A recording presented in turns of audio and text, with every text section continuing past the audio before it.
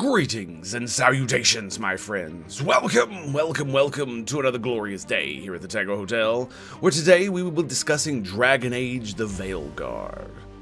While others are offering more pointed criticisms about the writing, story, and the utter destruction of the world building that was done by the previous titles, I wanted to focus on an aspect that has been nagging me since shortly after I started playing.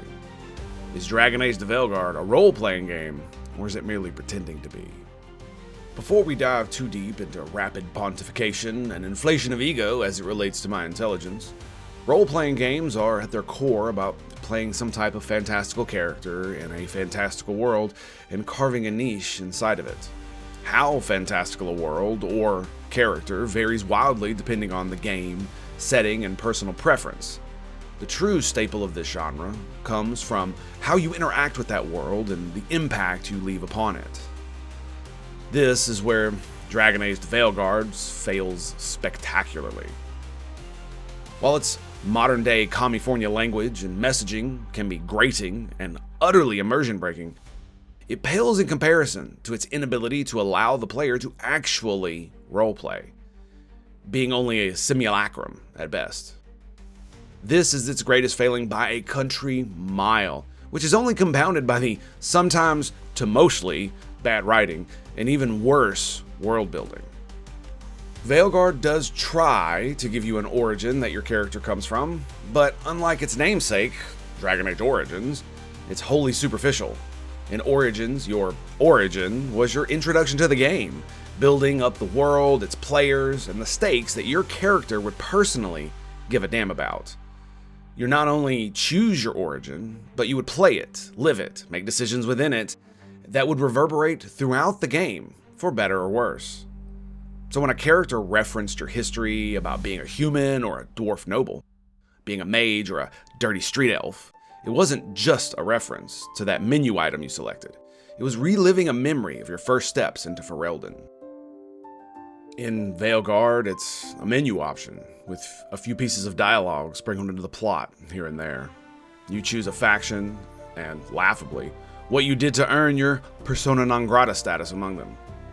It's referenced by your mentor, Varric, who was a likable rogue literally from the last two titles, and vaguely by your companions, mostly from those from your origin faction. In most games, this isn't a big deal.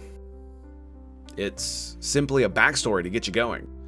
But in this game, that started with Dragon Age Origins, you at least expect something more than vague references about the time you stood up to your betters and then got exiled for it. Especially considering every faction you can choose from is a major player in the happenings of the war that you find yourself in. This includes the famous, or infamous depending on your source, Grey Wardens. They even threw in the Antivan Crows, a faction of assassins that's always seemed to be a thorn in your side or mysteriously helping you, who could say. You would think with such lofty company that your origin within these factions would give you unique interactions or perhaps open quests and stories that would not otherwise be available. Unfortunately, that does not seem to be the case. Outside of your character being able to say some unique lines, most of the story continues on as if you were just another nobody. They even do this with your race, with only a few throwaway lines that, once you look a bit deeper, are just fluff. While this is disappointing to Dragon Age fanboys like me, every other Dragon Age game eschews the origin choices. The fact they include it, but made it a pale shadow of its former glory, 15 years after the first game, is contemptible. And as distasteful as this is, it pales in comparison to the rest of the game. This leads into the real problem: how you interact with the world and how it's affected by those interactions. Even in games like The Witcher, where you play as an already established character, you can choose how your character reacts to events, how much or little he cares or is an asshole in any given situation. This changes the outcomes here and there, giving it, at the very least, the illusion of choice and impact. The effectiveness of this illusion is dependent on the game, of course. Some do better than others. Dragon Age Origins, Knights of the Old Republic 1 and 2, and the Mass Effect series, Baldur's Gate 3 and the aforementioned Witcher do a pretty damn good job of creating that illusion.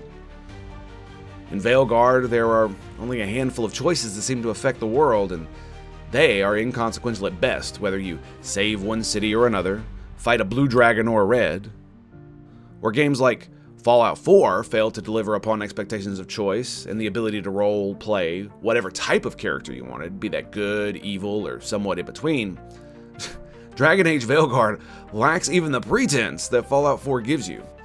The absence of moral choice is the most glaring, as it is the bread and butter of every other title in the series. And so let's just dive right into the whole morally gray kerfuffle right about now. Moral grayness is not just about the ability to be an asshole, to be selfish, or just plain evil. It's also about making hard choices. Choices between only bad options. Warhammer 40k is one of the best settings that exemplifies this, and the title, Rogue Trader, takes this and hits the ground running. The gods of chaos are real, and are served by legions of murder fuck demons, who would love nothing more than to eat your soul while profaning it for the next 100 years. Do you risk freeing them from a doomed planet by rescuing trapped civilians? Or do you give every soul on the planet the only chance at salvation they have? The Emperor's justice. A quick death at your hands. Consign billions to die, or risk literal hell escaping into the wider galaxy. Whichever you choose, that decision will have consequences, both good and bad.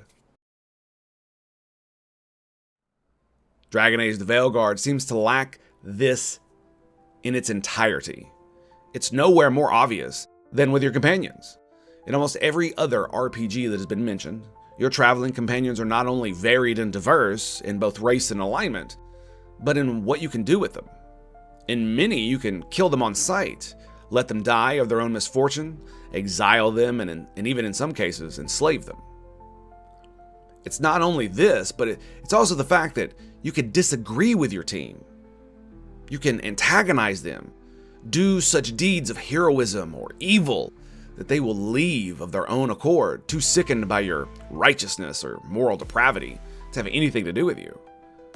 Even simply continuously insulting them and their beliefs will cause them to walk away from saving the world. In Dragon Age the Veilguard, you cannot rebuke your teammates, except for the lightest of pushbacks that still, in the end in acquiescence. It's even damn near impossible to be rude to random NPCs. When you try the harsh or hard options, it's still mostly just direct rather than scathing. To put simply, they are always right, morally correct, and not evil, ever. You can't opt out of recruiting them, you can't kill them, nor force them to leave. You cannot even disagree on important or moral things, or castigate them for their shitty attitudes. There's plenty of setup for conflict on your team, but only your companions actually get to participate, while you play referee. Even when picking a side, it's more akin to a parent mediating squabbling siblings rather than adults that have their own worldviews, their own biases, and bigotries. Imagine hating on Imric because he's a death mage, something that would be understandable in almost every setting. Or castigating the Lady Elf for messing with things that she does not understand. Or perhaps the Lady Mage for sticking her nose where it doesn't belong and getting people hurt with her sleuthing.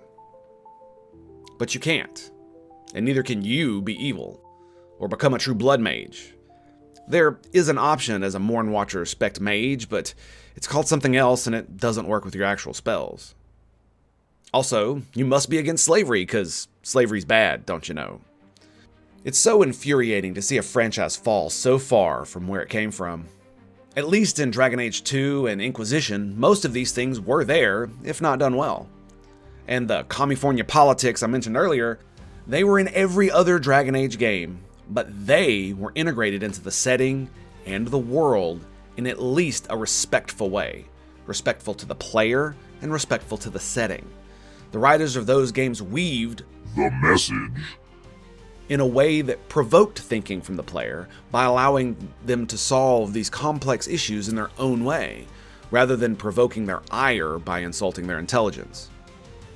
And essentially, that's the key to all of this. The developers don't respect you, and it's visible in every aspect of the game. From the stupidly simple puzzles and skill trees, the ham-fisted, out-of-place word vomit they call dialogue, and the laughably crude attempts to make pirates and assassins good guys. Even the most basic of mechanics, the skills and the talent tree, are woefully simple, mainly due to the fact that you can only have 3 skills and an ultimate ability at any given time. The combat is forgettable once you get past all the bright colors and flashy graphics. But do game mechanics make the RPG? It can, sure, but when you lack that true role-playing experience, we usually call that an action RPG.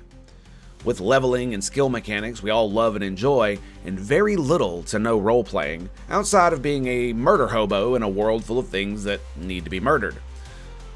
What role do you really play in Dragon Age Veilguard if your class, your race, and your origin don't really affect anything or any of the choices you can make outside of dialogue fluff? So is Dragon Age the Veilguard a role-playing game? I would say, at its best, it's an ARPG, as there is no role to play but the predetermined part the devs set out for you to play. You are the goody two-shoes that will save the world and be mostly nice to everyone while you do it. How so very boring. Alright boys, I want to thank you very much for being here today. It's been an absolute pleasure and an honor to talk to you about Dragon Age the Veilguard and its many failings. But there is one bright thing that we can take away from this, is that we now know that our favorite franchises and the things that we enjoyed, back in the day, some of us when we were much, much younger, that they are not sacred to other people. That they are only sacred to us. And that we must be vigilant to ensure that the things that we love and enjoy stay the things that we love and enjoy. And that activists and people who wish to destroy our culture and our civilization do not subvert these things for their own means. It'll be hard because corporations are the things that own these things, and so what we must do is we must use the stick, and we must let them know that we will not give them money. We will not allow them to exist if they continue to do this. And the culture is changing. It's shifting, for better or worse. And maybe, just maybe, we can get back on the right track, at least with video games. Everything else, well, that's a whole nother story.